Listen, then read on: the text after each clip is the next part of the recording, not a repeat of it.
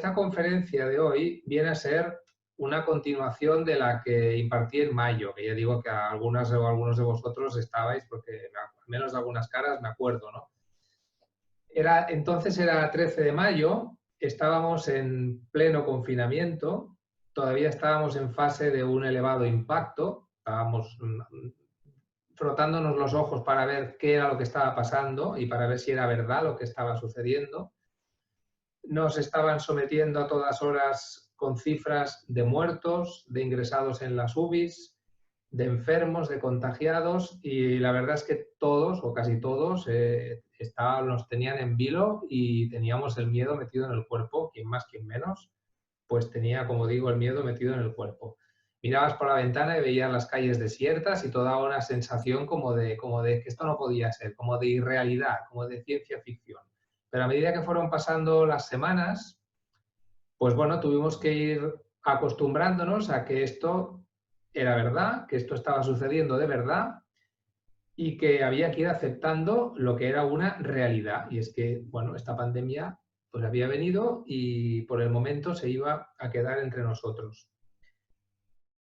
Hoy, cuando han pasado unos 7 meses desde que se decretó el primer estado de alarma, que esperemos que sea el último, ya no podemos hablar de gran impacto, ni de sorpresa, ni de que no estemos preparados, ni de que las cosas que están pasando no nos las imaginábamos, ni nada de esto. Ya ha habido tiempo de sobras para empezar a ver de qué va la cosa, ¿no? Ha habido tiempo para prepararse, ha habido tiempo para pensarlo, ha habido tiempo para muchas cosas. Sin embargo, las sensaciones que flotan en el ambiente y que a poco que nos despistemos se apoderan de nosotros, son poco alentadoras. No diré muy poco, pero creo que son poco alentadoras dependiendo de a quién escuchas, ¿no? Claro, cuando después de la primavera las cifras habían bajado tanto y todo, pues nos las prometíamos como que íbamos a tener un verano tranquilo, ¿no? Pero quien esperaba tener un verano tranquilo, pues se equivocó, o sea, todos, porque el verano de tranquilo no ha tenido nada.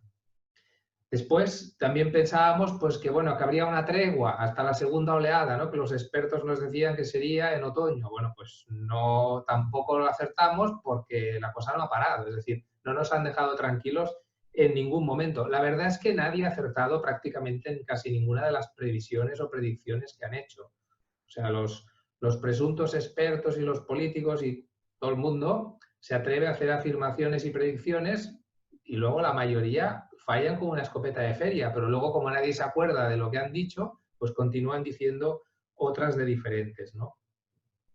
Después se sacan a la luz conclusiones sobre estudios que vienen a demostrar lo que el sentido común y la microbiología y la inmunología más elemental ya decían desde el primer momento.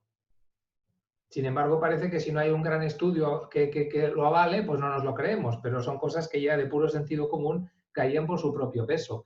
Es verdad que este virus es nuevo y es verdad que tiene muy mala leche a la hora de causar patología, pero no es menos verdad pues, que obedece a una serie de reglas, tanto de la virología como la de la inmunología, y no hay por qué suponer que todo vaya a ser distinto, ¿no?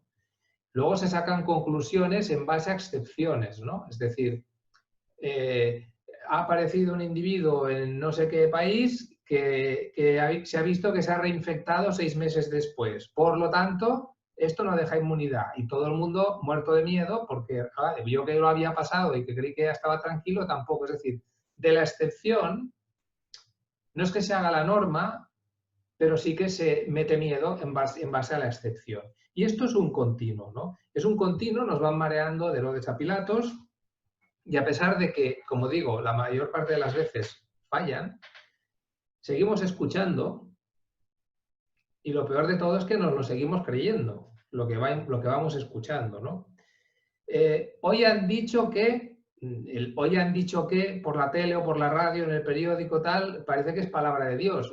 ¿Quién lo ha dicho? ¿Y en base a qué lo ha dicho? ¿Y por qué me lo he de creer si ayer dijo lo contrario? O sea, pero esta es la sensación que tiene la población, ¿no? De que los mensajes te van mareando, pero se sigue dando, para mí, excesiva credibilidad a lo que se va diciendo, que a veces son cosas absurdas y otras veces son verdades de perogrullo que se presentan como el gran descubrimiento. ¿Por qué hago esta introducción así tan, digamos, contundente, porque todo esto no nos hace ningún bien, pero ninguno.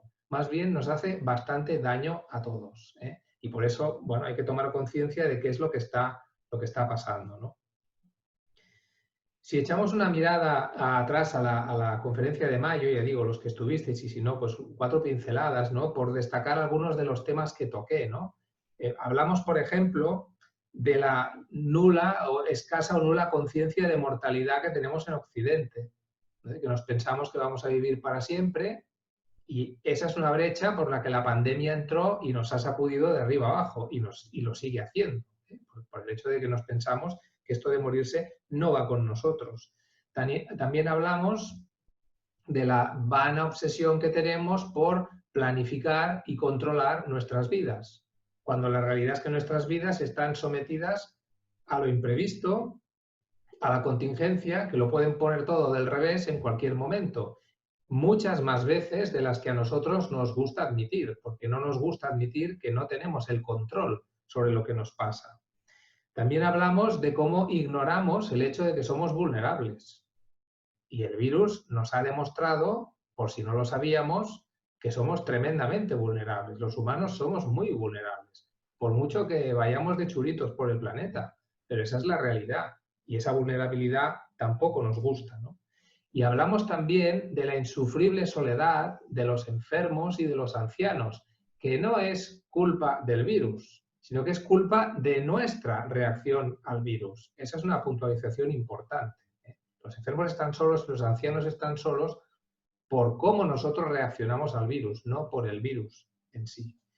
Y por supuesto hablamos del miedo, y del miedo vamos a hablar hoy, porque es que el miedo es el protagonista principal de nuestro tiempo.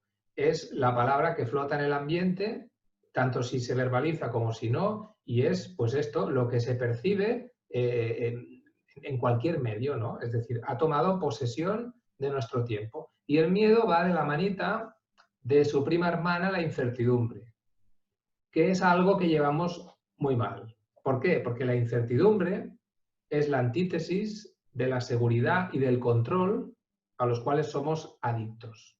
Entonces, cuando no tenemos la seguridad y el control que necesitamos y experimentamos esa incertidumbre, lo vivimos como una especie de vacío, de abismo, y sentimos malestar, sentimos angustia, ansiedad, sentimos inquietud y sensación de peligro. Sensación de peligro. ¿Y eso qué nos empuja? A buscar la seguridad donde sea. Aunque esa seguridad que nos prometen en realidad sea de falsete, sea un poco de fantasía, pero preferimos una seguridad de falsete a una incertidumbre manifiesta. O sea, nos conformamos mejor con una seguridad. Pues esto es como el niño que se tapa con la sábana cuando hay un ruido, ¿no? La sábana no te va a proteger, pero es igual, prefiero hacer ver que me protejo. Pues hacemos un poco igual, ¿no? Preferimos esa seguridad que no sumergirnos en la incertidumbre, porque la incertidumbre nos angustia mucho.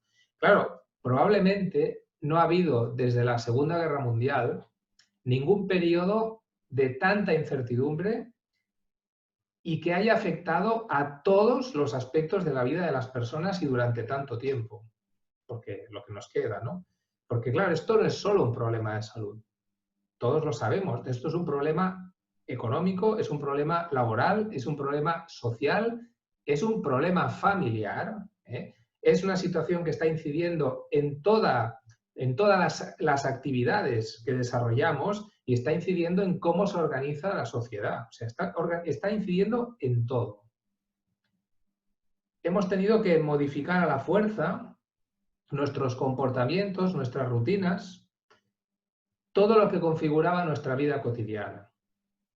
Y por otro lado nos dan indicaciones cambiantes, confusas, contradictorias, hoy esto, mañana lo otro, hoy te la pones, mañana te la quitas, y a veces indicaciones absurdas. Y con todo esto hemos de convivir. Y esto nos lleva a que no nos atrevemos, y mucha gente no se atreve a planificar nada, a planificar lo que va a hacer a medio o incluso a corto plazo. ¿Quién arranca un proyecto ahora en medio de tanta incertidumbre cuando te cambian las normas cada 2 días, ¿no? No sabemos si vamos a poder hacer lo que queremos hacer, no sabemos si nos lo van a dejar hacer. Y para eso no necesitan tener razón, sencillamente no te lo dejan hacer y punto.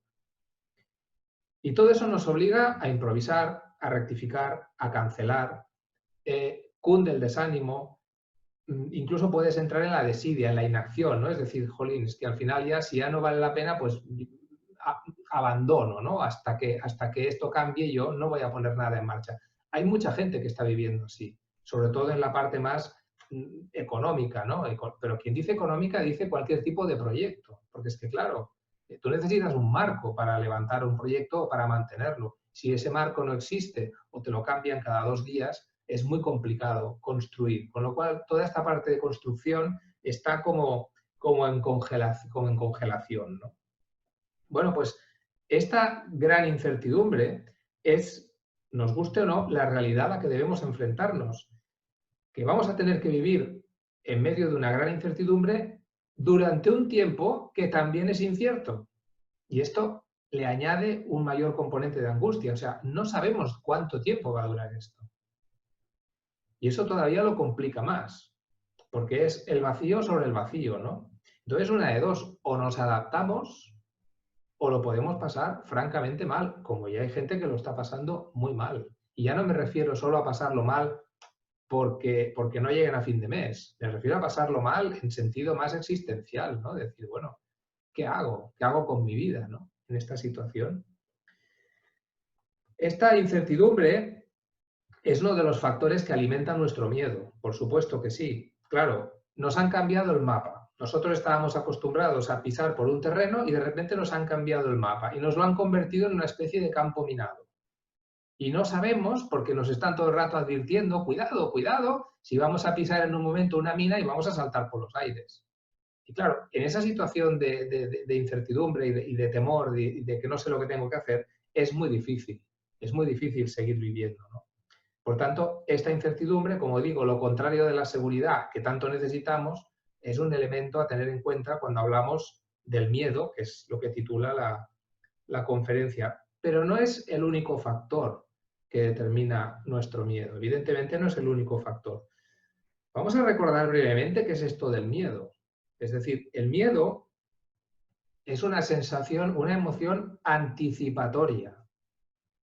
Tenemos miedo de algo que no ha pasado y que posiblemente no llegue a pasar.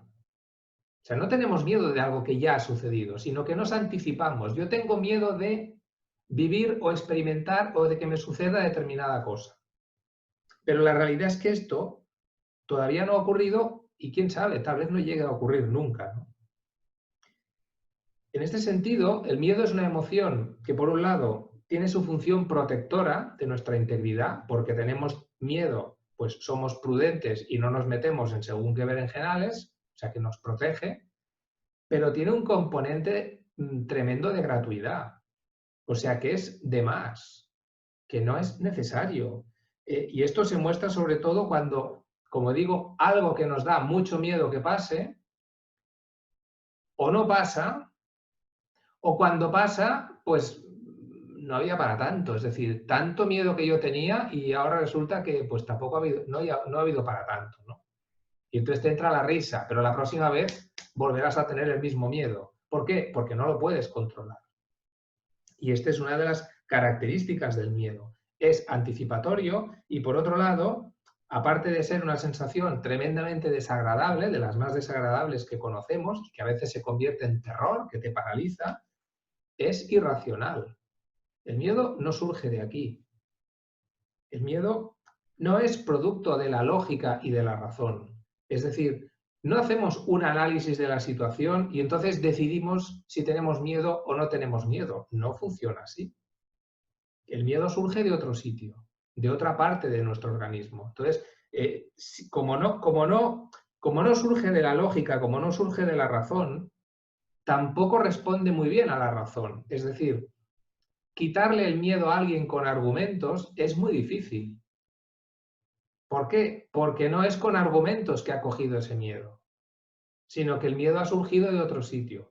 Tú puedes estarte preguntando racionalmente, vamos a ver, ¿por qué me da tanto miedo subir al ascensor si no pasa nada? Y por mucho que tú racionalmente te digas que no tienes por qué tener miedo, e incluso des el paso adelante y te subas al ascensor, la sensación desagradable no te la quita nadie. Es decir, la razón no puede controlar eso. Lo que puedes hacer es, a pesar de tenerlo, pues yo tiro adelante, pero la emoción surge de otro sitio, ¿no? Bueno, eso es el miedo. El miedo se caracteriza por esto, por tanto, como no es racional, no lo podemos combatir exactamente desde la racionalidad, ¿eh? Surge desde otro lugar. Pero lo que sí sabemos es que hay variables y factores que lo potencian. Entonces, cuando tú tienes un fuego, si tú coges un fuelle y empiezas a darle, el fuego se enciende y se aviva, ¿no? Entonces tienes una chimenea con brasas, le das al fuelle y aquello empieza a encenderse. Pues hay factores, hay variables que hacen exactamente lo mismo con nuestro miedo. Y lo que hacen es insuflar miedo al miedo, haciéndolo cada vez más grande, de manera que al final nos desborda, perdemos el control y se apodera de nosotros. Bueno, pues eso es exactamente lo que está pasando ahora. Es decir, durante la pandemia, el bombardeo constante de mensajes reiterados, machacantes, que ya sabéis cuáles son, no hace falta que yo los repita, son una fuente inagotable de miedo. Son una fuente inagotable de miedo para la población que los escucha. Entonces, una cosa es tu miedo original y otra cosa es la gasolina que vamos echando en nuestro miedo. Y claro, estamos rodeados de gasolineras ansiosas por echar combustible en las brasas de cada uno. Y eso es lo que está pasando. Eso es lo que está pasando. O sea, yo no voy a entrar en esta charla en motivaciones de por qué nos tienen atemorizados, porque no me interesa. Pero es un hecho que el tratamiento de la información desde todos los ángulos nos tiene atemorizados. Eso es algo innegable y es así, pero hemos de ser conscientes de esto. Es decir, avisos, advertencias, restricciones, prohibiciones, recriminaciones, porque están ahí, te estás portando mal. Después, el bombardeo de cifras, todos los días, a todas horas, tantos PCRs, tantos serologías, tantos infectados, tantos en la UCI, tantos muertos, bueno, sí, todos los días. Después el lenguaje bélico, ¿no? Ya hablamos de esto también, con esta puesta en escena que ya hemos visto, ¿no? Hasta con los militares allí, el combate, la lucha. Esto no es la Tercera Guerra Mundial, señores. Parece la Operación Trueno, ¿no? Contra el virus. ¿Pero qué es esto? Es que de verdad, yo creo que cuando veamos esto a años vista, nos entrará la risa cuando veamos algunas imágenes, ¿no? No da ninguna risa que se muera la gente, pero estos comportamientos sí que dan risa. A mí por lo menos me la dan. Lo que pasa es que la situación es dramática como para reírse. Pero piensas, ¿pero esto qué es? Todo destila amenaza. Todo está impregnado de peligro. Eso es lo que estamos viendo constantemente desde hace 7 meses o más, porque ya empezó antes de la alarma toda esta broma, ¿no? La evolución de los números, nunca nos habían enseñado tantos números durante tanto tiempo y ocupando tanto espacio, porque todo se abre con números, ¿no? Las cifras, las curvas, los porcentajes, y no solo los tuyos, sino los de medio mundo, ¿no? Bueno, pues, ¿qué nos dicen esas cifras que vemos todos los días? Pues expresan el fracaso, si es que se le puede llamar fracaso, el fracaso en la contención de la pandemia. Es decir, a pesar de todo lo que hacemos, de todas las prohibiciones y restricciones, no podemos evitar que se siga infectando gente, que se siga enfermando la gente y que se siga muriendo gente. ¿Y esto cómo se lee desde fuera? Se lee como un fracaso, se lee como un incremento del peligro, ¿no? Porque esto va mal, esto va mal, esto va mal. ¿En algún momento habéis tenido la sensación de que esto va bien? Bueno, sí, cuando la curva bajaba allá por el mes de junio, pero ya enseguida otra vez vamos mal, vamos mal, vamos mal, ¿no? Y esto es lo que la gente se le pega, ¿no? Después de este fracaso, con facilidad nos echan la culpa a nosotros, ¿no? Que los ciudadanos no somos responsables, no nos portamos bien, no cumplimos con las normas, nos escapamos de fin de semana, los jóvenes que montan una fiesta o que los que hacen un botellón en la playa, la familia que se reúne con los abuelos, ¿cómo se les ocurre reunirse? Bueno, es que es todo un poco así, ¿no? Entonces, es una exageración. A veces hay políticos que salen y es que nos están riñendo. O sea, como no te portes bien, te voy a encerrar en la ciudad y no te voy a dejar salir. Oye, pero ¿tú qué te has creído? ¿Esto qué es? Entonces, bueno, no voy a entrar aquí en un conflicto de derechos, pero sí en el cómo eso incide en que estemos acoquinados. Hay personas que tienen la sensación de que cuando van a trabajar se están jugando la vida. O de que si van a ver a su madre o a su padre, los ponen en serio peligro de morirse.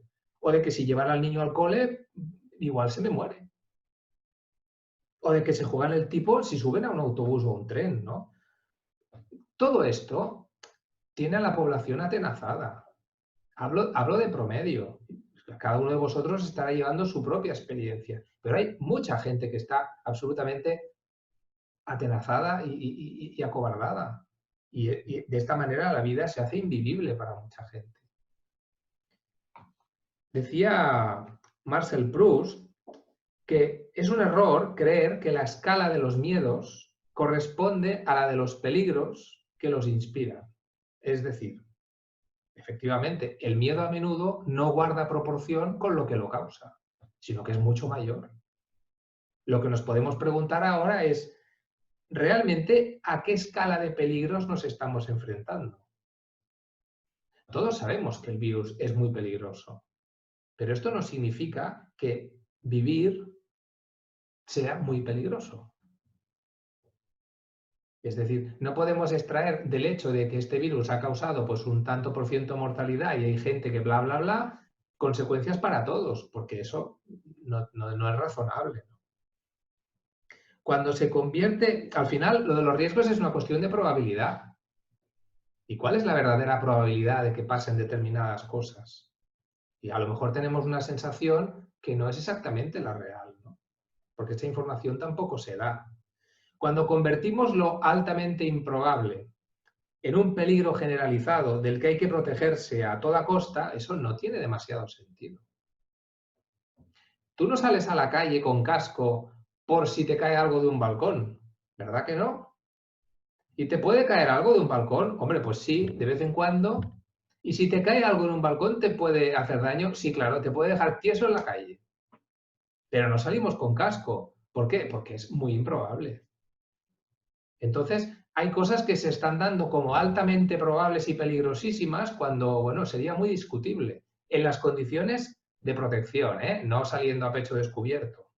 Entonces, ahí es donde hay que empezar a poner las cosas en la balanza, ¿no? Cuando cogemos el coche, sabemos que si nos ponemos el cinturón, conducimos con prudencia, más todas las protecciones que tiene el coche, los airbags y tal, si hay un accidente, es mucho menos probable que nos hagamos daño. Pero sigue habiendo accidentes, sigue habiendo heridos y sigue habiendo muertos.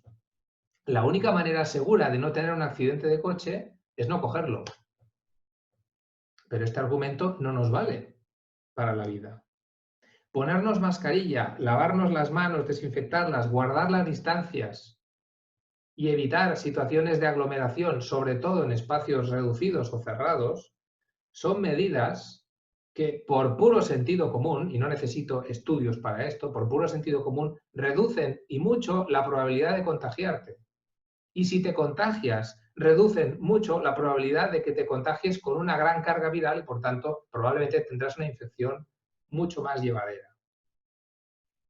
Pero estamos con probabilidades. Es decir, la única manera segura de no infectarte es quedarte encerrado en una burbuja y no interaccionar con nadie, porque no hay ninguna otra manera. Es decir, como digo, es una cuestión de probabilidades, ¿no? Pero probabilidades reales, reales, no percibidas, reales. Entonces, la cuestión es, oye, el vivir comporta riesgos. El riesgo de enfermar o de contagiarse o de morirse lo tenemos por el hecho de estar vivos. Y nadie está exento. Entonces, cada uno ha de decidir a qué está dispuesto. Como en realidad hacemos siempre. Decidimos a qué estamos dispuestos a asumir como riesgo y qué no. La cuestión es que esta situación nos exige pensarlo un poco más. Porque el mareo que nos meten es tal que si no lo pensamos bien, pues es que no sabemos por dónde andamos, ¿no? Cambiando un poquito de tema, ¿no? También hablamos la otra vez. ¿Qué hay de aquella sociedad que iba a cambiar a mejor, que había tomado nota y que iba a aprender la lección y de aquí vamos a salir mejores y todas aquellas bobadas que se dijeron durante... ¿Qué quieres que te diga? Es decir, yo sé y conozco personas que efectivamente han tomado buena nota y han hecho replanteamientos significativos en sus vidas. Y esta es la buena noticia, que hay personas individuales que claro que lo están haciendo, por supuesto que sí. Pero a nivel colectivo, a nivel global, yo no lo veo por ningún sitio. Yo no veo la voluntad de cambiar nada.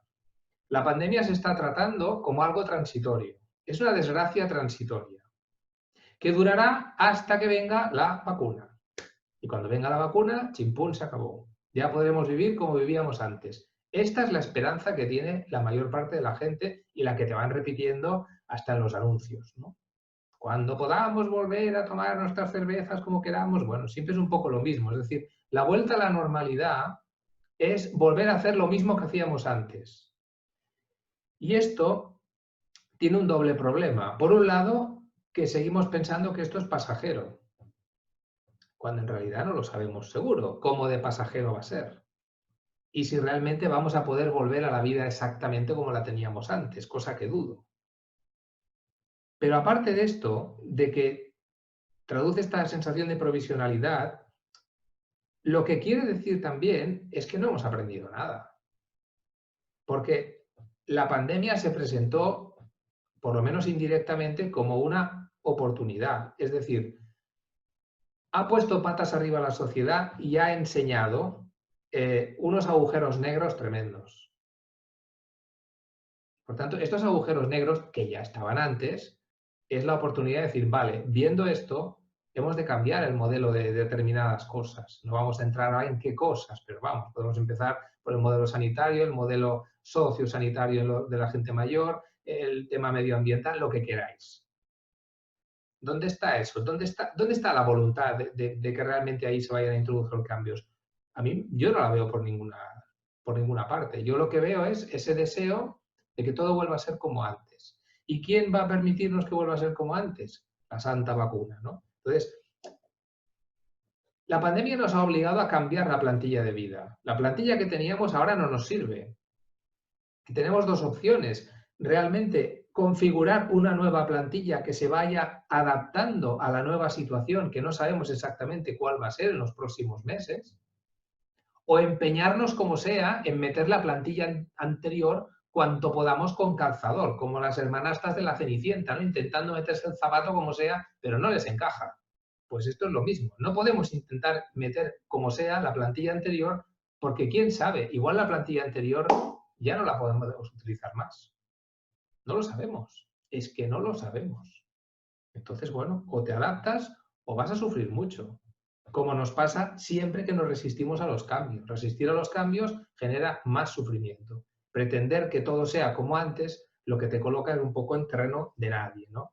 Este fervor mesiánico, ¿no? por la vacuna, la salvadora de todo, y donde se pone todas las esperanzas, la vacuna es la que nos va a librar de todos los males, es una demostración de esta concepción transitoria de la crisis, ¿no? Todo se arreglará cuando venga la vacuna. Pero ¿quién te asegura que va a ser así? ¿Quién te lo asegura? ¿Y cuándo va a ser eso? Porque claro, no os creáis nada tampoco. Ya no digo si lo dicen los rusos o los chinos o los ingleses, es igual, pero claro, van poniendo plazos, pero ya van patada a seguir, porque es que las cosas han de llevar su tiempo, ¿no? Entonces, al margen de las dudas que te puedan generar las vacunas, poner nuestra esperanza en esto, en esta transitoriedad, es como aplazar tu vida, aplazar tu felicidad. Es decir, yo no voy a poder ser feliz hasta que no pueda volver a llevar la vida de antes. Por tanto, la vacuna me va a devolver la seguridad y la felicidad perdida, ¿no? Bueno, ¿y si no es así? ¿O y si eso sucede dentro, no de 3 o 4 meses, sino dentro de año y medio? Mientras tanto, ¿qué va a pasar? No sé si conocéis el libro Las 5 invitaciones de Franco Staszewski. La primera invitación del libro, la primera parte del libro, se titula, o es lo que él explica es No esperes, no aplaces. Y es una exhortación a que vivas el hoy. Eso que tanto se dice de vivir el presente. Bueno, esto es vivir el presente, pero el que hay, no el que me gustaría. Entonces, claro, si dejamos la vida en suspenso, como está haciendo gente durante meses o años, porque insisto, no lo sabemos, es como si el virus implica renunciar a vivir el presente.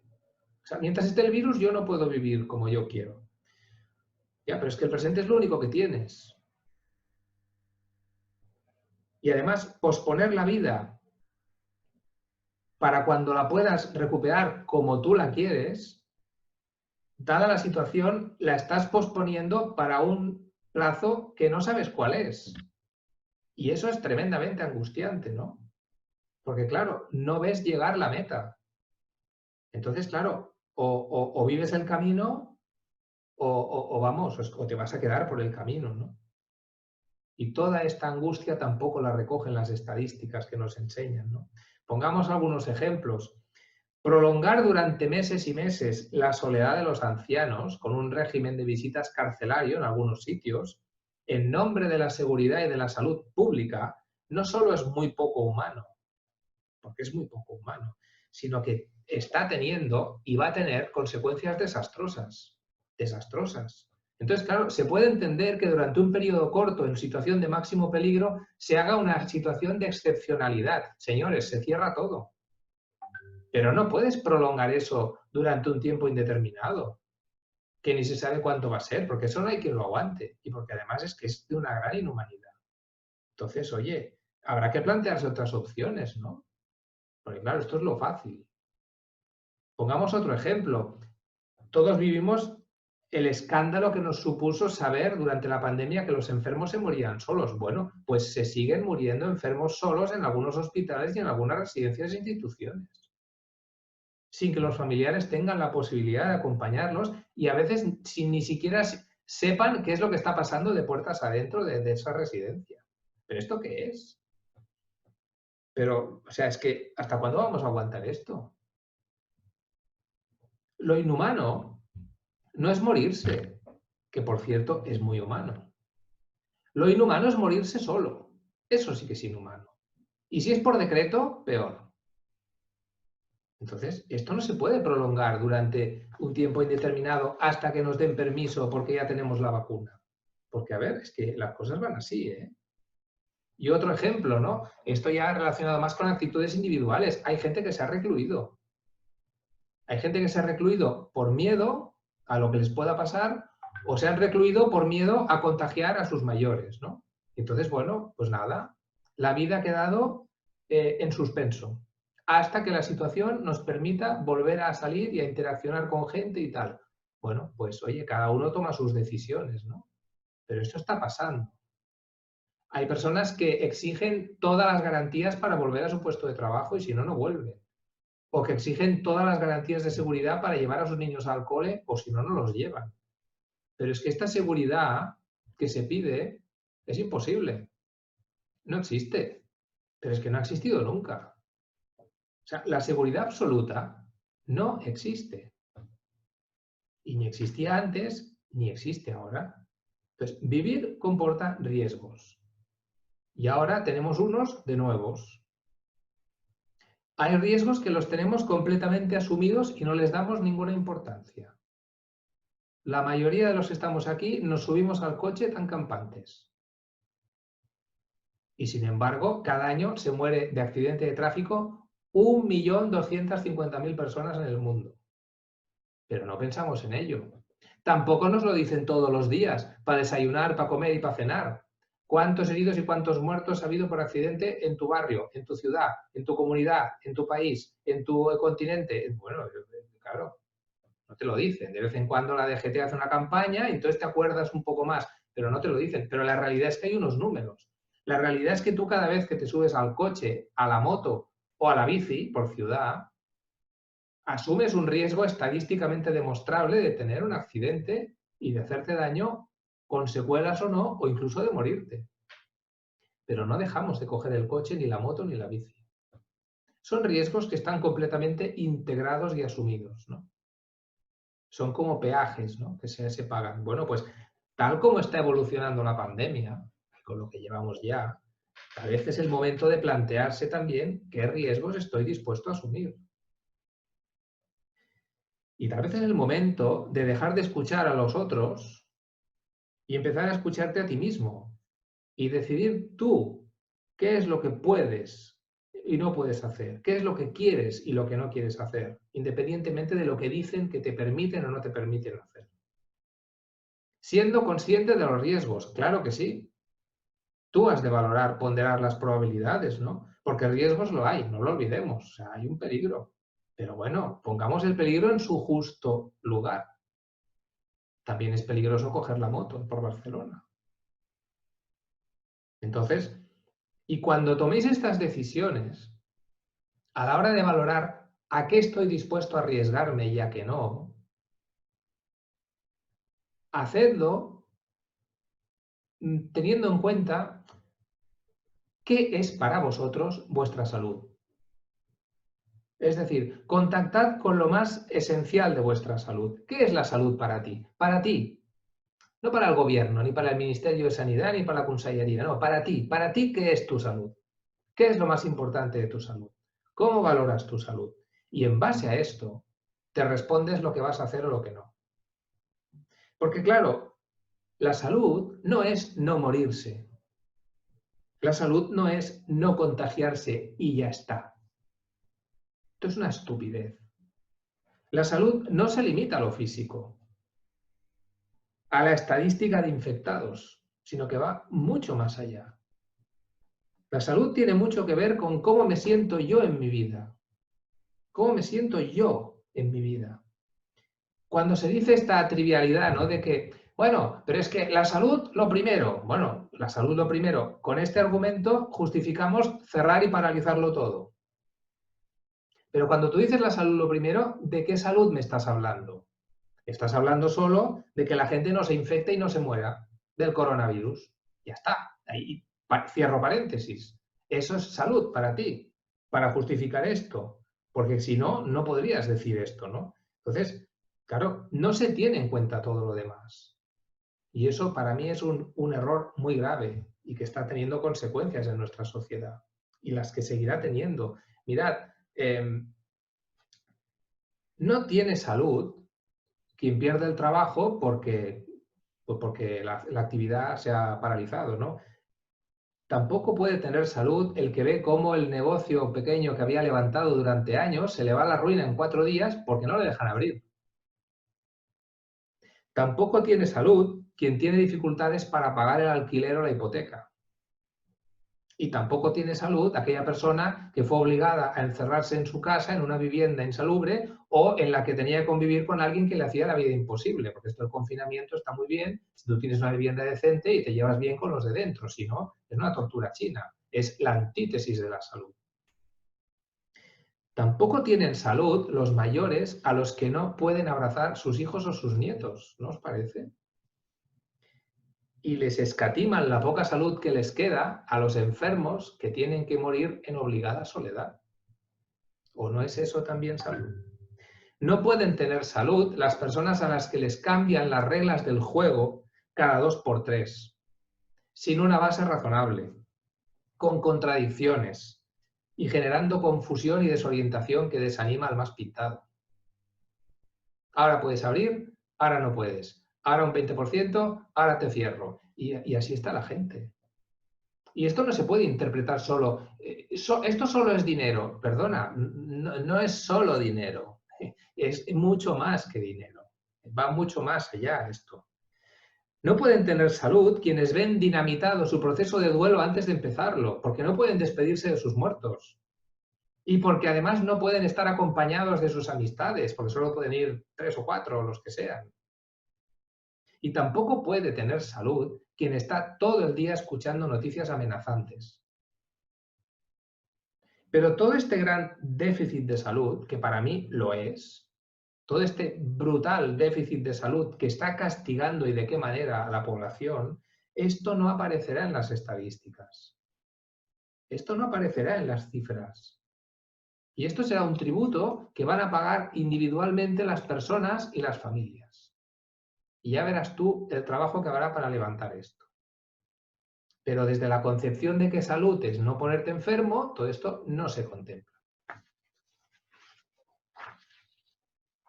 Preguntémonos muy en serio cada uno, ¿no? ¿En qué medida mi nivel de miedo me está condicionando las decisiones en mi vida cotidiana, ¿no? ¿En qué medida estoy siendo fiel a mí mismo y a lo que me dice mi corazón que he de hacer? ¿En qué medida estoy aplazando mi vuelta a la normalidad o me estoy adaptando a esta nueva normalidad? ¿Cuáles son mis prioridades? ¿Qué es de verdad importante para mí? Y en base a eso, ¿qué riesgos estoy asumiendo? ¿O qué riesgos estoy dispuesto a asumir?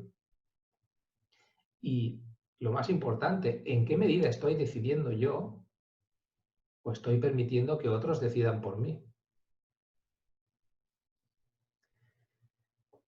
Porque la vida es una constante toma de decisiones. Siempre estamos decidiendo cosas. Desde decidir qué camisa nos ponemos por la mañana o lo que vamos a comer hasta las decisiones más complicadas y complejas, ¿no? Pero cada vez que yo decido algo, asumo un riesgo. El riesgo de equivocarme. Si yo escojo A, ya no cojo B. Por tanto, toda decisión implica una renuncia. No puedes tener A y B a la vez, porque si uno va a la derecha y otro va a la izquierda, no, has de decidir qué camino tomas, ¿no? Entonces la cuestión es, ¿a qué quieres renunciar tú? ¿A qué estás dispuesto a renunciar tú ahora? Porque a algo vas a tener que renunciar. Es incompatible la seguridad absoluta con el seguir haciendo determinadas cosas en tu vida. Entonces, bueno, tú tendrás que decidir dónde te colocas. Y si lo eliges tú, lo llevarás mejor. Si lo eliges tú, asumirás lo que pase. Si te limitas a acatar órdenes, posiblemente te enfades si las cosas no salen como tú esperas que salgan, ¿no? Cuando tenemos que tomar una decisión, ¿qué hacemos? Bueno, valoramos pros y contras, ¿no? Una balanza. A ver, qué hay a favor, qué hay en contra y a partir de ahí decido. Cuando se decide que los ancianos no los visita ni Paco, ¿qué se hace? Solo se mira un plato de la balanza, el de la seguridad. El otro, fuera, eliminado. Bueno, por lo menos ponlo, a ver, ¿no? Pondera.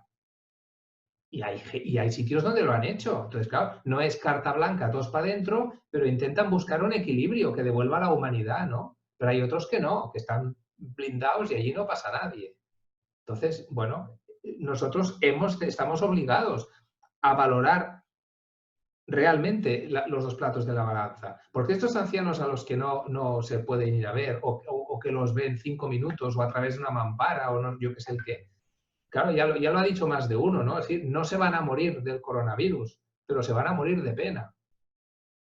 Y no es broma, es que no es broma. No penséis que es un tópico, no lo es. No os creáis que cuando nos dicen que de las residencias se han muerto, no sé, me lo invento, 12.500 o 14.700, me es igual, todos han sido por acción directa del virus, no os lo creáis. Si no lo saben, por Dios. Entonces, ahí se han producido muchas muertes directas por el virus y luego se han producido muertes, bueno, pues efectos colaterales. Porque hay ancianos que se apagan. Los que estáis en contacto con gente mayor lo sabéis. Hay gente que se muere con un proceso agudo, respiratorio y tal, y hay gente que sencillamente se apagan como pajaritos en 2 o 3 días, ¿no? ¿Y esto también ha sido el coronavirus? Bueno, yo ahí lo dejo. O sea, los números son muy fríos, pero todo esto no se registra. Y los números que nos enseñan son verdades a medias. Tampoco os creáis todas estas cifras al milímetro de cuántos contagiados. Son aproximaciones. No podemos creernos y tener esta sensación de control absoluto de lo que está pasando en nuestro país y en el mundo, ¿no? ¿Cuántos infectados hay en el mundo? 1.527.000. Esto parece la maratón de TV3, que cada 5 minutos te dicen cuántos euros tienen recaudados. Pero ¿qué vais a saber vosotros cuántos infectados hay en un barrio de Bangladesh? Por el amor de Dios, si no lo sabéis. Es una aproximación, pero genera sensación de seguridad. Lo tenéis todo controlado, ¿no? Bueno, pues no es así. Estas cifras son medio verdad y por tanto también son medio mentira y hay que mirarlas con una cierta distancia, ¿no? Entonces, ¿qué hacemos, no? Porque, a ver, esta conferencia no es una llamada a la desobediencia, ni muchísimo menos, ¿eh? Aunque esté hablando así, porque los que me conocéis ya sabéis que es mi estilo, ¿no? Y no es una llamada a desafiar al coronavirus, ni muchísimo menos. Por supuesto que hay que tomar precauciones y hay que ser muy cuidadosos y ser prudentes. Pero prudencia no es parálisis. Es que aquí se confunde una cosa con otra. Prudencia no es parálisis. La prudencia implica asumir un porcentaje de riesgo. La parálisis significa que no me muevo y así seguro que no me pasa nada, ¿no? Bueno, cada uno debe decidir dónde se quiere colocar, ¿no? Siempre valorando la balanza y siempre siendo consciente de lo que está pasando. Consciente de lo que está pasando. Que es por lo que hago una charla como esta, para que tengamos que estar despiertos y no dejarnos atontar por todo lo que nos cuentan, ¿no? Estamos obligados a pararnos a pensar. El miedo va a estar. O sea, si alguien esperaba que yo en esta conferencia diera la clave para no tener miedo, lo siento, pero no la tengo. Si la tuviera, me lo aplicaría a mí mismo, ¿vale? El miedo va a estar, porque ya estaba antes. Es decir, esta sociedad tiene miedo a todo tipo de sufrimiento, a todo tipo de sufrimiento, a la enfermedad, a la discapacidad, a la muerte. Tiene mucho miedo a todo esto. Lo que pasa es que la pandemia lo ha cogido todo y lo ha puesto en primera fila del escaparate. Toma, por si no estabas suficientemente consciente, ahí lo tienes, ¿vale? Entonces, ¿qué hago con este miedo? Si el miedo va a estar, ¿qué hago con él? Bueno, tienes dos opciones. Le das el mando de tu vida, es decir, toma, dirige tú, o dices, no, el miedo yo no me lo puedo desenganchar, pero mando yo. Y yo decido dónde voy. Esta es la cuestión. Decíamos antes que el miedo surge, que no es racional, que no es una conclusión a la que llegamos, sino que emerge de dentro nuestro, ¿no? Y por eso responde mal a los razonamientos. Y esto es verdad. Pero, a ver, yo no decido tener o no tener miedo. Pero lo que yo sí decido es qué hago con él. Y eso sí que lo puedo decidir. Lo que pasa es que es una decisión que comporta un esfuerzo.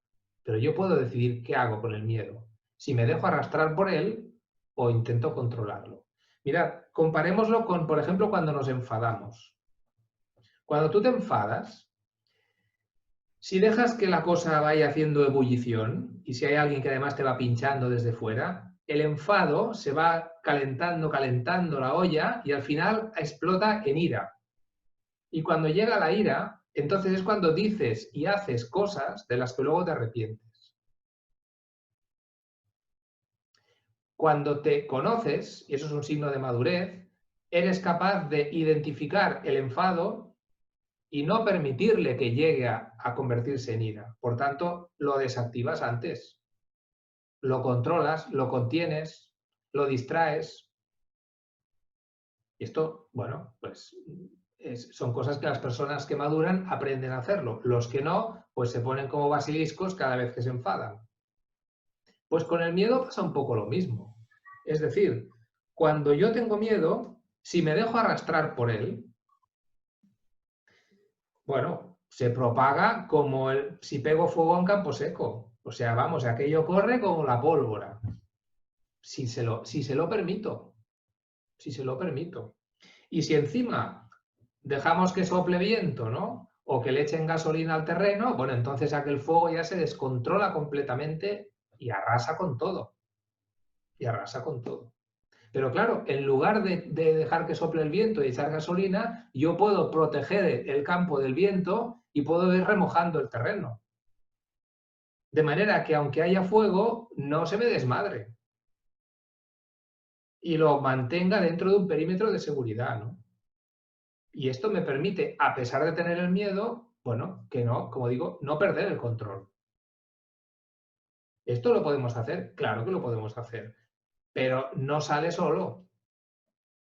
Hay que tomar la decisión de hacerlo y hay que introducir algunos cambios de la misma manera que el que se enfada sabe que tiene que hacer el clic para evitar que la cosa se le vaya de madre, ¿no? como digo, el miedo al contagio va a estar presente y así tiene que ser, porque eso es lo que nos recuerda pues, que hemos de ponernos la mascarilla, que hemos de guardar la distancia, que hemos de evitar según qué situaciones de riesgo gratuitas, etc.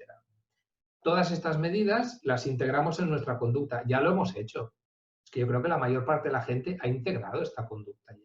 Siempre hay los que pasan de todo, pero la mayoría de la gente lo ha hecho. Pero a partir de ahí, porque estos son los mínimos, a partir de ahí lo que hacemos con el miedo ya es cosa nuestra. Ya es cosa nuestra. Tenemos un enemigo que son los y si, ¿no? ¿Y si soy asintomático y contagio a mi madre cuando la vaya a ver? ¿Y si mi pareja o mi hijo me traen el virus a casa pues de verla a los amigos o de su trabajo y entonces me infecto yo? ¿Y si cojo un transporte público y me contagio porque hay alguien que es portador? ¿Y si estoy en un bar con unos amigos y hay por ahí cerca alguien que tose o el camarero resulta que es asintomático o el cocinero es asintomático y me sirve unas bravas que están infectadas? ¿Y si resulta que en el súper alguien ha tocado algo, ahora que ya la gente no se pone guantes, ha tocado algo y está infectado y ahora yo lo toco y me toco la nariz y me infecto? ¿Y si resulta que nos están engañando y esto del virus en realidad es como una nube tóxica que la estamos respirando a todas horas y por tanto me puedo contagiar en cualquier sitio, hasta andando por el bosque, que obligaban a poner mascarilla andando en el bosque? ¿Y si el virus permanece en las superficies muchas más horas de las que nos dicen? Oye, no os los acabáis los ISIS. Pero estos easy también ya estaban antes, con otras cosas. Lo que pasa que normalmente las personas, a no ser que sean muy hipocondríacas, no están todo el día dándole al y si me da un ictus, y si me da un no sé qué, y si me da... Pero ahora como te lo están recordando a todas horas, es inevitable que tu cerebro vaya haciendo saltos y si no siempre hay el simpático que te lo recuerda, ¿no? Pero tú vas a ver a tu madre, pero ¿cómo se te ocurre? Yo a la mía no la voy a ver nunca. Fantástico. Bueno, cada uno hace sus elecciones, ¿no? Está en mi mano evitar todo riesgo. Es decir, si decimos que vivir es asumir el riesgo de que me pasen cosas y por tanto de enfermar y por tanto incluso de morir, yo puedo pensar que cada día que tengo es un regalo y que lo he de disfrutar.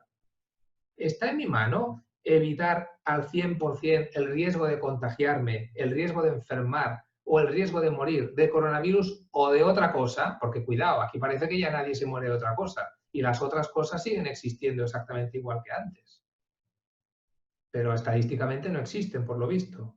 Es evidente que yo no tengo ese poder, no lo tengo en mi mano, el control al 100% para no infectarme, haga lo que haga, ¿no?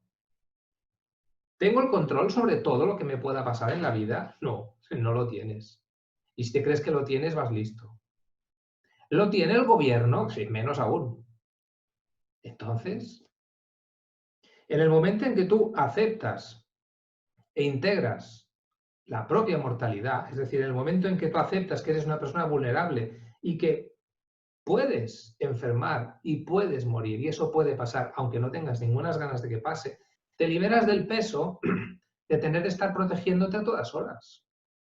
Si tú te crees que lo que te pasa depende de lo que tú controles, te vas a pasar el día planificando y controlando y protegiéndote, a ti y a los tuyos.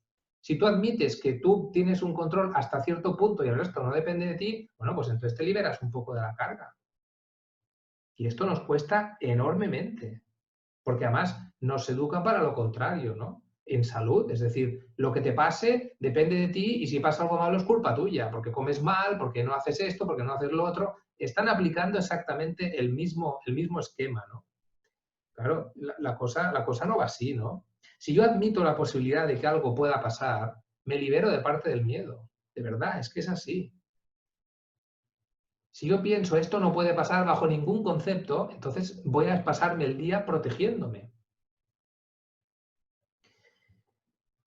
Si yo admito que no tengo el control sobre todo lo que me pasa a mí y a los míos, me descargo de un peso que puede ser muy abrumador y me puede aplastar. Y cuidado, si yo permito que los demás elijan qué riesgos quieren asumir, que esto los hijos con los padres lo hacen muy poquito, si yo permito que el otro también elija qué riesgos quiere asumir, y no decido yo por ellos, también eso me libera de una carga. Pero esto, por ejemplo, con los mayores no se hace. Hay gente mayor que está encerrada en casa porque tiene miedo, pero hay gente mayor que está encerrada en casa porque los hijos los tienen encerrados prácticamente.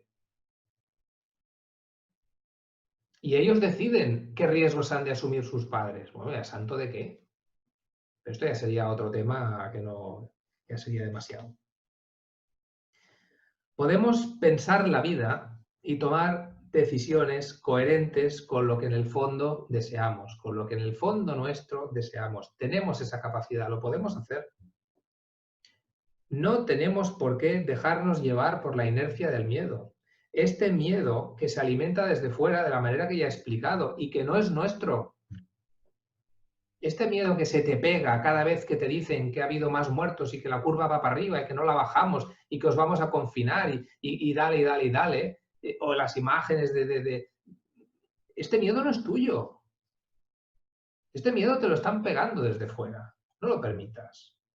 Hacer un experimento. Yo os invito a que hagáis un experimento. Estaros 4 o 5 días sin escuchar ni un noticiario. Y a ver cómo os sentís. Yo lo he hecho y me siento infinitamente mejor. Porque desde que lo hago se me ha pasado la mala leche. Por lo menos la referente a esto. Es decir, porque es que, claro, al final estás entre atemorizado y crispado. Porque no solo es el miedo, sino también es la crispación de ver cómo te van mareando de aquí para allá. Al final dices, mira, me hago puñetas, y no quiero saber nada. Hacer el experimento. Y ya veréis cómo estaréis más tranquilos. ¿Más desinformados? ¿Y qué? ¿Qué más da? Podemos negarnos a simplemente limitarnos a esperar a que la vacuna nos devuelva la seguridad. Porque, ¿y si no es así? ¿Y si no funciona? ¿Y si tarda mucho más de lo que nos prometen? Y esto va para largo. ¿Y si mientras tanto surge el COVID-23 y volvemos a la casilla de salida? Esto sería la desesperación total. Por tanto, bueno, tú has de decidir qué es lo que quieres hacer y cómo quieres vivir. Y acabo poniendo un ejemplo que utilicé en un artículo hace poco, un artículo que escribí, que decía que en los países donde llueve poco o donde suele hacer buen tiempo, como es el nuestro, cuando llueve acostumbra a provocar que las actividades se suspendan o que se hagan de mala manera y deslucidas y a que la gente pues se enfade y maldiga su mala suerte. Fíjate, hoy que tengo mi fiesta de aniversario va y llueve, ¿no? Porque no era previsto, aquí no tenía que, hoy no tenía que llover porque yo celebro mi fiesta. En cambio, en los países donde suele llover, ¿no? Todos conocemos países donde, bueno, pues no porque llueva dejan de hacer cosas. Y por tanto lo que hacen es protegerse, prepararse, adaptarse y hacen actividades adaptadas a la situación de lluvia. ¿Por qué? Porque si esperan a que no llueva, no van a hacer casi nunca nada. Por tanto, seguramente preferirían que no lloviera. Ya, pero es que si vives en Segundonde, pues te llueve día sí día también. Por tanto, tiran adelante y siguen con su vida a pesar de que llueva, bien protegidos. La vida continúa bajo la lluvia. Bueno, pues nos toca decidir, es decir, nos toca decidir si preferimos esperarnos dentro de la cueva a que deje de llover, que no sabemos cuándo va a ser, o cogemos un paraguas o nos ponemos un impermeable y nos protegemos, somos cuidadosos y salimos afuera a vivir el presente, que es lo que tenemos seguro. ¿Para qué? Para no aplazar nuestra vida para cuando nos den permiso para vivirla. Y puede ser que, sí, si caminamos bajo la lluvia, que nos mojemos, que nos resbalemos y hasta que pillemos un resfriado, ¿no? Pero nosotros habremos decidido salir y en qué medida nos arriesgamos. Y entonces lo vamos a encajar mucho mejor, lo vamos a llevar mucho mejor. Y no le vamos a echar la culpa a nadie de lo que nos pueda pasar, ¿no? Es el presente lo que tenemos a nuestro alcance y esta es la vida que podemos vivir. Hacerlo de manera consciente, siendo consciente de los riesgos, asumiendo qué queremos. Pero a la hora de decidir qué queremos, escuchémonos a nosotros. No escuchemos a los otros, escuchémonos a nosotros. Y en base a eso decidimos qué riesgos asumimos, qué riesgos no asumimos y cómo encaramos la vida que nos toca en los próximos meses o quién sabe si más. Y con esto termino. Yo creo que ya está bien. Sí, ya me he comido la hora entera. O sea que... Moni, ¿diriges tú? Bueno, veo aquí en el chat muchos comentarios bastante interesantes. No sé si los queréis compartir, porque yo tampoco quiero... me espero por si alguno de vosotros queréis activar el micro y compartís, porque he visto cosas que están muy bien por aquí. ¿Alguien se anima? Pues a mí me gustaría hacer una intervención. Adelante. Mira, mi nombre es Maite Ojer y no he puesto el micro, la cámara, porque por mi situación actual estoy echada en horizontal, entonces Vale. no quería ser descortés con el resto bueno. Antes que todo, dar las gracias por este speech, por esta conferencia. Y entonces quería hacer una aportación que bueno, por mi hermana, que es una de las personas que me ha invitado a formar parte de esta tarde, que ya está formándose en acompañamiento a final de vida, etcétera, y entiendo que la mayoría de vosotros sois personas que os sois especialistas en ello, os estáis formando, y el doctor Juan Carlos Trayero entiendo que es un gran especialista en esto. A mí me gustaría aportar, a veces, cuando estamos en situación de vulnerabilidad, a mí por cosas de la vida, no sé si tengo que agradecerlo o maldecirlo, pues me está tocando desde hace 4 años. Entonces, una de las cosas que he aprendido en este proceso de cambio vital repentino, o sea, de un día estoy súper bien y al día siguiente ya toda mi vida ha cambiado sin previo aviso. Una de las cosas que he ido aprendiendo durante estos 4 años es que el empoderamiento que me podía ayudar ante el miedo a resignificarme, a esa pérdida de identidad y una búsqueda de una nueva identidad, ese empoderamiento a enfrentarme a ese miedo difícilmente se puede hacer de una forma individual. De forma que yo durante este proceso, pues mucha gente con toda la buena voluntad del mundo y con todo el amor, me han dicho, venga, depende de ti, cambia. Yo tengo que corregir eso.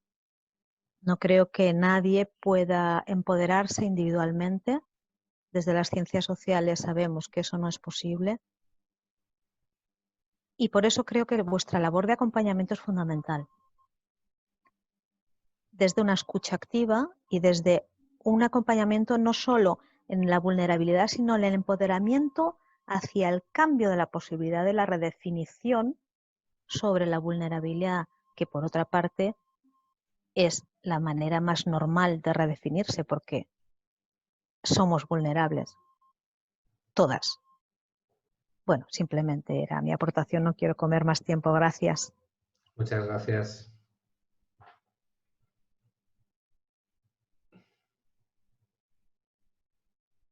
¿Alguien más?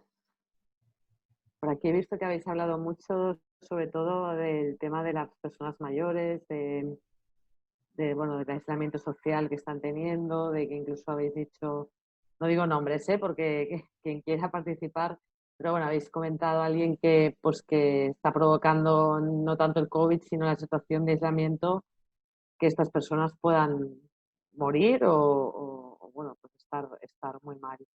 Lo digo porque es un tema que he visto que habéis ido hablando bastante.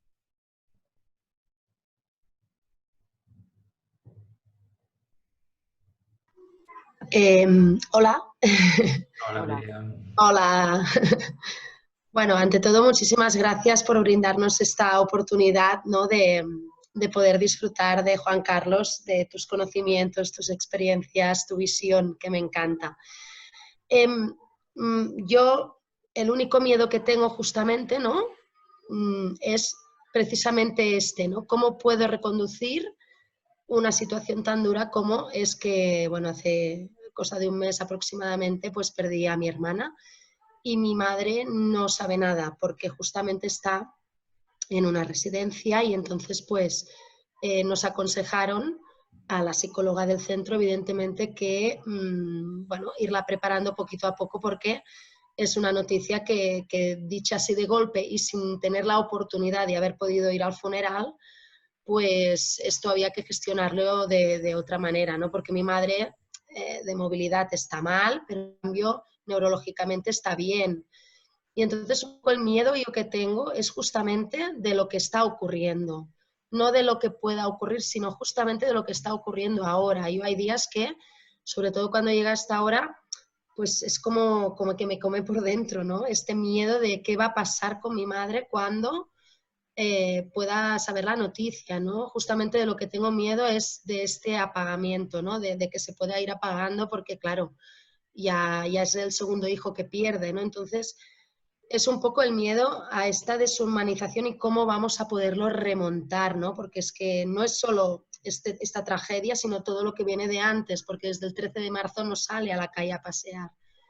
Y entonces como muy duro, ¿no? Y bueno, ¿cómo lo podremos reconducir, ¿no? Supongo que esto será una faena muy, muy grande a nivel de sociedad sobre todo, ¿no? Bueno, nada, solo agradeceros esta oportunidad de impregnarme de vuestros conocimientos. Me encanta leerte, Juan Carlos, ya lo sabes. Y estos días el Destellos de Luz lo estoy devorando otra vez, porque, bueno, hay cosas muy bonitas y, bueno, intento encontrar la parte bonita a todo lo que me está ocurriendo. Muchas gracias. Gracias a ti, gracias por las flores y gracias por compartir lo que has compartido con todos nosotros y que refleja una situación que lamentablemente pues es demasiado frecuente, ¿eh? El hecho de una persona mayor pues aislada y en esta situación. No sé cómo lo vamos a reconducir, porque yo creo que al final cada familia hará lo que buenamente pueda y lo que buenamente le dejen, ¿no? Pero tendrán que ser situaciones muy individuales en las que ponderar qué puede ser mejor hacer ahora, ¿no? ¿Qué puede ser mejor decir ahora? Qué difícil, ¿no?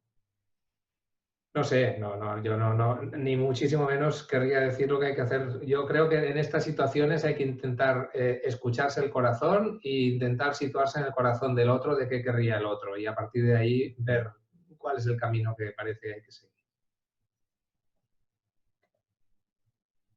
Ana, ¿estás levantando la mano? Pues abre el micro y adelante. No, yo quería compartir sobre el tema de los mayores. Bueno, yo en mi caso, desde el confinamiento estoy acompañando, estoy cuidando 3 horas al día y ahí dentro un ratito os dejo porque le tengo que ir a acompañar a un señor de 92 años. Y claro, este señor tiene medios, tanto ellos como sus hijos, y vive en su casa. Entonces, nosotros salimos a diario el señor se toma su copa de vinito. Entonces, ¿de qué estamos hablando? ¿De que estamos protegiendo a los mayores o a las instituciones?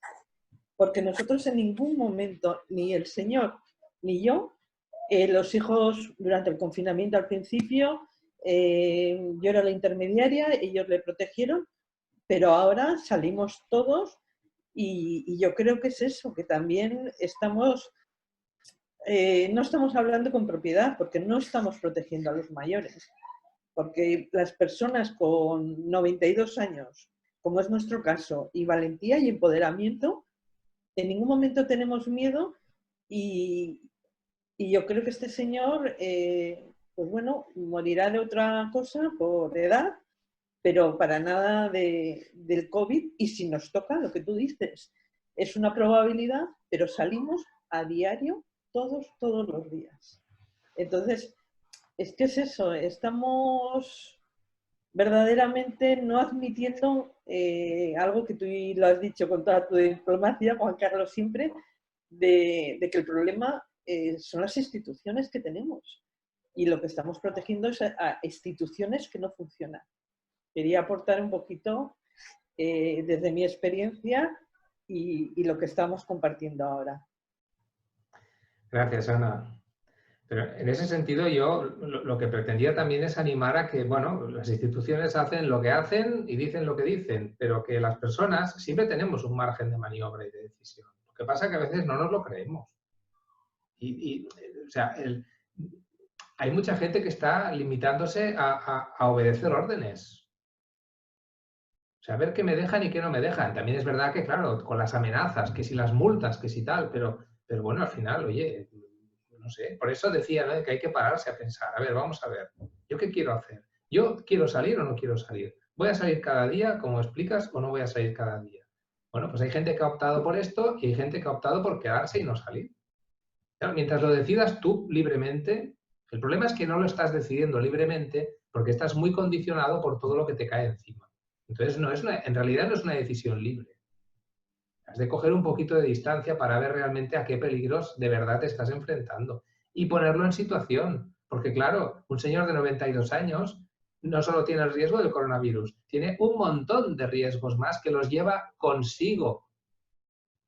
Pero como seguimos pensando que no nos vamos a morir nunca, pues entonces, claro, el coronavirus es el que viene a estropear la fiesta, ¿no? Hombre, no exactamente. ¿Qué más? Bueno, pues si no hay nada más, pues lo dejaremos aquí. Os doy las gracias a todas y todos por estar. Hay muchas caras que las conozco, otras, las caras las estoy conociendo ahora porque conocía solo el nombre. Y en fin, espero veros en próximas conferencias o formaciones o lo que sea. Y para cualquier cosa o duda que tengáis, ya tenéis el correo para preguntar. ¿De acuerdo? Pues buenas noches a todas y todos y muchas gracias por vuestra asistencia. La conferencia la colgaré a partir de mañana por si la queréis volver a escuchar o compartirla, etcétera. ¿Vale? Muchas gracias. Gracias. Adiós. Gracias. Gracias.